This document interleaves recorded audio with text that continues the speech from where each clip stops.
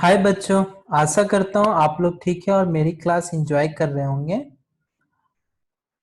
आज हम लोग चैप्टर 3 का पेज नंबर 19 देखेंगे। Be creative.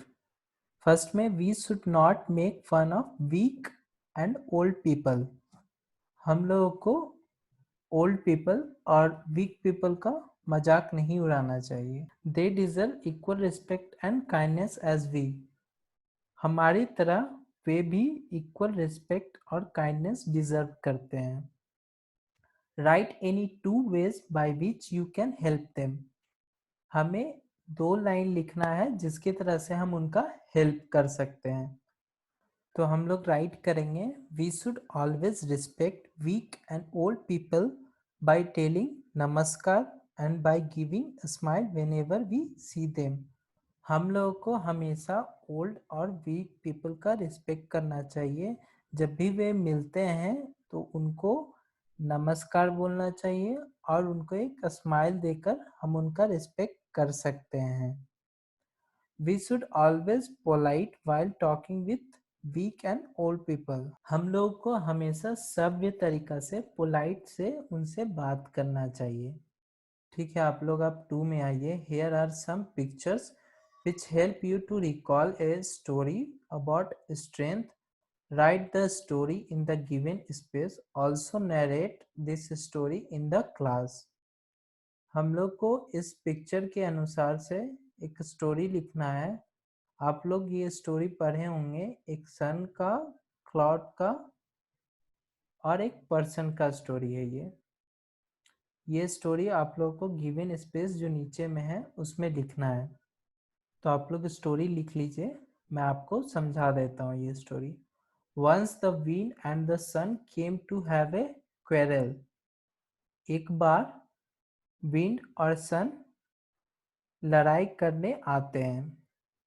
वो दोनों क्लेम करते हैं कि आइदर वो स्ट्रांग है या मैं स्ट्रांग हूँ। At last they agree to have a trial of strength. और अंत में वो राजी हो जाते हैं कि वो उसका एक ट्रायल देंगे कि किसका स्ट्रेंथ सबसे ज्यादा है। Here comes a traveller. वहां एक ट्रैवलर आता है। ट्रैवलर मतलब यात्री। Let us see who can strip him off his cloak, said the sun. Sun बोलता है कि चलो देखते हैं कि कौन इसका क्लॉक को उतार देता है इसके बॉडी से, किसके पास ज्यादा ताकत है। क्लॉक मतलब एक जैकेट जैसा होता है, लंबा टाइप का, उसको हम लोग क्लॉक कहते हैं। The wind agreed and chose to have the first turn. Wind agree हो जाता है और बोलता है कि मैं पहले ट्राई करूंगा। That's my first turn. He blue in the hardest possible way. वह तेज हवा ब्लो करता है, मतलब तेज हवा बहाता है जितना पॉसिबल, हार्डेस्ट पॉसिबल वे से वो तेज हवा बहाता है। As a result, the traveler wrapped his cloak even more tightly around him. जिसके कारण ट्रैवलर अपने क्लोक को रैप कर लेता है और टाइटली पूरा रैप कर लेता है अपना बॉडी में। Then it was the turn of the sun. Now अब ये सन का टर्न है। The sun went on shining brighter and brighter. Sun जितना पॉसिबल होता है चमकना, उससे भी ज़्यादा वो ट्राई करता है शाइन करने के लिए। The traveller felt hot. और यात्री को गर्मी लगने लगता है। बिफोर लॉन्ग ही took off his cloak and put it in his bag. ज़्यादा देर ना हो जाए उससे पहले वो अपना क्लोक को ओपन कर देता है और बैग में रख लेता है। The wind had to accept his defeat. और विंड को अपना हार मानना पड़ता है, एक्सेप्ट करना पड़ता है।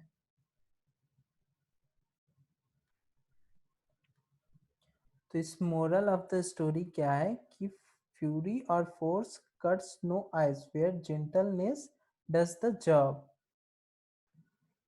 क्रोध और ताकत किसी आइस को कट नहीं कर सकता है, बल्कि अगर हम जेंटली उसका वेट करें तो ऑटोमेटिक मेल्ट हो जाता है।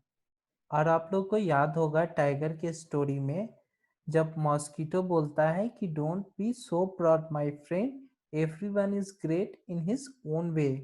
याद रखे होंगे वो line, everyone is great in his own way. हर कोई अपने जगह पे महान होता है। यहाँ भी देखिए कि सूर्य अपने जगह पे महान है और क्लॉड अपने जगह पे महान है। कोई किसी से ज़्यादा ताकतवर नहीं होता है और कोई कमज़ोर नहीं होता है। ठीक है, आप लोग अच्छे से चैप्टर 1, चैप्टर 2, चैप्टर 3 रिवाइज कर लीजिएगा। मैं आपको आज नया चैप्टर पढ़ाऊंगा, चैप्टर 4। तो सबसे पहले आप लोग वर्ड मीनिंग राइट कर लीजिए।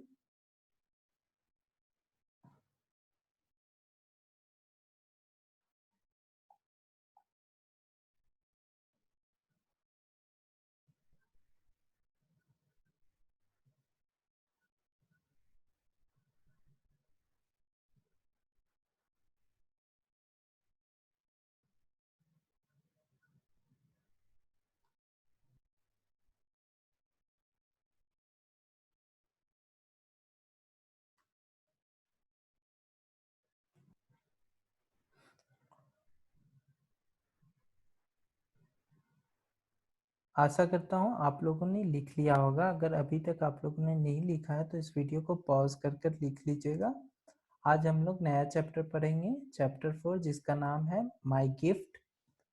आप लोग फिंगर रखिएगा, मैं रीड करता हूँ।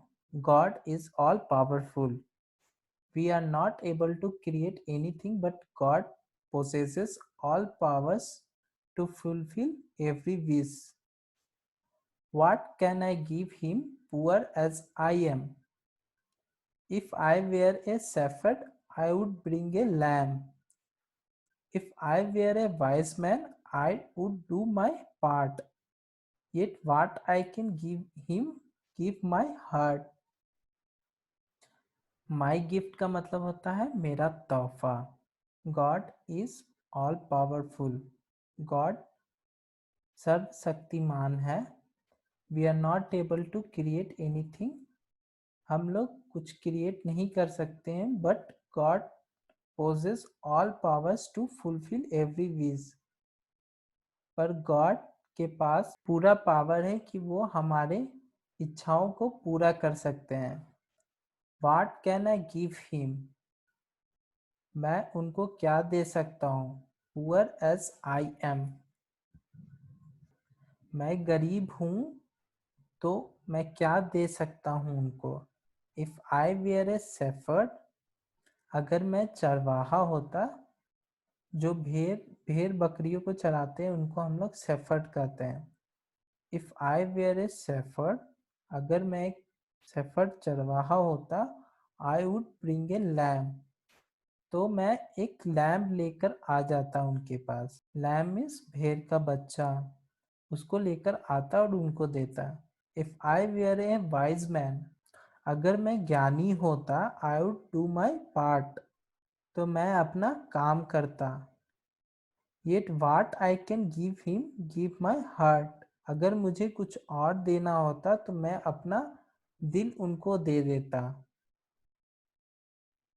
ये पोयम क्रिस्टीना रोजेटी के द्वारा लिखा गया है। तो चलिए आप लोग फिर से एक बार और इस पोयम को पढ़िए। मैं बोलूँगा, आप लोग भी उसके बाद बोलिएगा। What can I give him, poor as I am? If I were a shepherd, I would bring a lamb. If I were a wise man, I would do my part. Yet what I can give him, give my heart.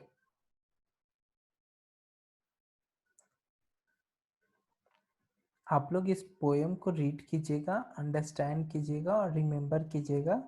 अगर आप लोगों को कुछ नहीं पता चलता है तो ये वीडियो दोबारा देखिएगा। आज के लिए इतना ही। नेक्स्ट क्लास में आप लोग पेज नंबर 21, 22, 23, 24 बना कर लाइएगा बुक में। मैं डिस्कस करूँगा नेक्स्ट क्लास में, आप लोग मिला लीजिएगा। आशा करता हूँ आपको ये वीडियो पसंद आया होगा। Bye bye, have a wonderful day ahead, thank you so much.